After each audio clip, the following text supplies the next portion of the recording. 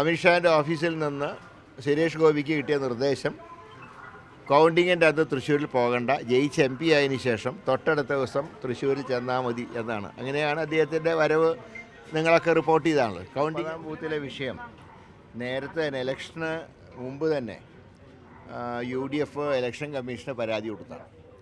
ഇവിടെ കുറേ വോട്ടുകൾ അനധികൃതമായി ചേർത്തിട്ടുണ്ടെന്നും അതിൽ പലരും ചാലക്കുടി നിയോജകമണ്ഡലത്തിലെയും അതുപോലെ വടക്കാഞ്ചേരി നിയോജകമണ്ഡലത്തിലെയും വോട്ടർമാരാണെന്നും കാണിച്ചുകൊണ്ട് വ്യക്തമായിട്ടന്ന് കംപ്ലൈൻറ്റ് കൊടുത്താണ്. പക്ഷേ അതിനോട് നെഗറ്റീവായിട്ടുള്ള സമീപനമാണ് അന്ന് റിട്ടേണിംഗ് ഓഫീസറായിരുന്ന കലക്ടർ അന്ന് കാണിച്ചത്. മാത്രമല്ല തെരഞ്ഞെടുപ്പ് ദിവസം തന്നെ നിങ്ങൾക്കറിയാം 3-4 സ്ഥലങ്ങളിൽ സംശയമുള്ള വോട്ടർമാരെ തടഞ്ഞു വെച്ചിരുന്നു. അതെല്ലാം കലക്ടർ പോയിട്ട് അത് ക്ലിയർ ചെയ്യാനുണ്ടായത്. അപ്പോൾ ഇതിൽ വ്യക്തമായിട്ടുള്ള ഗൂഢാലോചന ഞങ്ങൾ അന്ന് തന്നെ സൂചിപ്പിച്ചാണ്. ഫ്ലാറ്റുകൾ കേന്ദ്രീകരിച്ച് വോട്ട് ചേർത്തു എന്ന് ആദ്യം പരാതി പറഞ്ഞ UDF ആണ്. ഇന്ന് അത് വ്യക്തമായി അത് തെളിയിക്കുന്ന രേഖകളാണ് പുറത്തു വന്നുകൊണ്ടിരിക്കുന്നത്. തൃശ്ശൂരിൽ യഥാർത്ഥത്തിൽ ജനവിധി അട്ടിമറിച്ചാണ്. ഇപ്പോൾ നിങ്ങൾ തന്നെ നടത്തിയ സർവേകളിൽ ഒന്നുകിൽ UDF അല്ലെങ്കിൽ LDF ജയിക്കുന്നതാണ് പറഞ്ഞത്.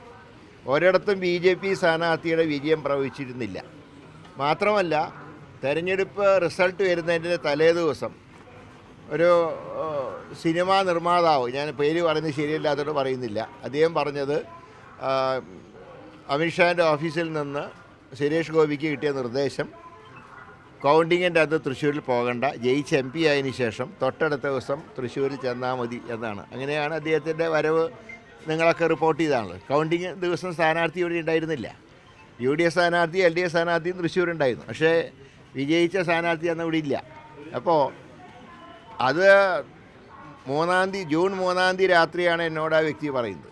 അത് തന്നെയാണ് 4 സംഭവിച്ചത്. അപ്പോൾ എന്തൊക്കെയോ ഒരുപാട് അട്ടിമറികൾ നടന്നിട്ടുണ്ട്. നരേന്ദ്രമോദിയുടെ 2024 ജനുവരി 3 ഉള്ള സന്ദർശനം മുതൽ ഗൂഢാലോചന പൂർണ്ണതയിലെത്തി. അന്ന് ആരംഭിച്ച ഗൂഢാലോചനയാണ് ഇലക്ഷൻ റിസൾട്ടിൽ പ്രതിഫലിച്ചത്. മാത്രമല്ല ഇത്രയേറെ വിവാദങ്ങളുണ്ടായിട്ടും ഈ MP അവിടെ കാണാനില്ല. അദ്ദേഹത്തിനെ ഡൽഹിയിലും കണ്ടവരില്ല. ഇപ്പോൾ പാർലമെൻറ്റ് നടക്കുകയാണ്, അവിടെയും കണ്ടവരില്ല. എന്നാൽ ഞാൻ മനസ്സിലാക്കുന്നത് സിനിമ ഷൂട്ടിങ്ങിലാണ് അദ്ദേഹം എന്നാണ് ഞാൻ മനസ്സിലാക്കുന്നത്. അപ്പോൾ ഇന്നലെ MT രമേശ് പറഞ്ഞ തൃശ്ശൂരെ ജനങ്ങളെ അവമാനിക്കുന്നതാണ്. അവമാനിച്ച ഞങ്ങളല്ല, ജയിച്ച MP അവമാനിക്കുന്നു.